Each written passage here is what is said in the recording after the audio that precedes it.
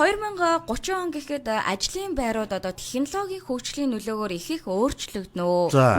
За тэгвэл одоо хэдүүлээс энэ нөгөө нэг зарим одоо гол чиг хандлагуудыг бол дурдъя л та. За хамгийн ихнийх нь бол автоматжуулалт ба хиймэл оюун ухааны нөлөө гэж байна.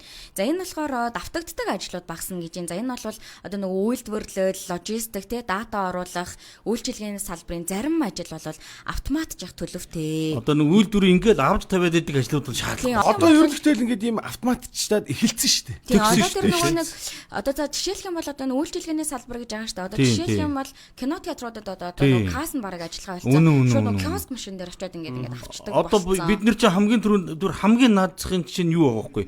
KFC, Burger King дээр орох чинь нөгөө киоск дээр нь очиод тэгэл ерөөсөө тэр хүнтэй харьцахгүй байгаа шүү дээ. Тэгээд нөгөө яг хүмүүс нь за тэр дугаартай хүн хоолоо аваарай гэж ингээд заахан зохицуулах маяг л юм хийж байгаа байхгүй. Гэхдээ робот хоолын зөөж хөргөж өгöd нь шүү дээ. За дараагийнх нь болохоор ингэж байна. AI-тай хамтарсан ажил нэмэгдэнэ. За жишээлх юм бол AI туслах бол ашиглан одоо судалгаа хийх, хэрэглэгчийн үйлчилгээ үзүүлэх, програм хангамж хөгжүүлэх гэх мэт одоо ийм хамтарсан ажлууд бол нэмэгдэх юм байна.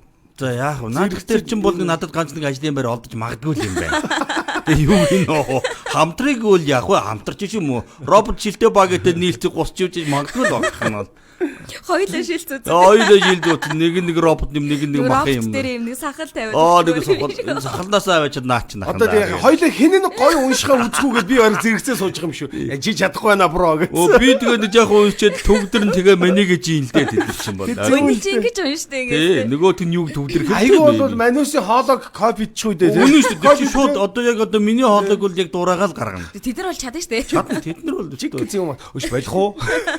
Ер нь болох уу? Нэг эвгүй юм сонсогдох юм байна шүү дээ. Хэцүү юм бэ?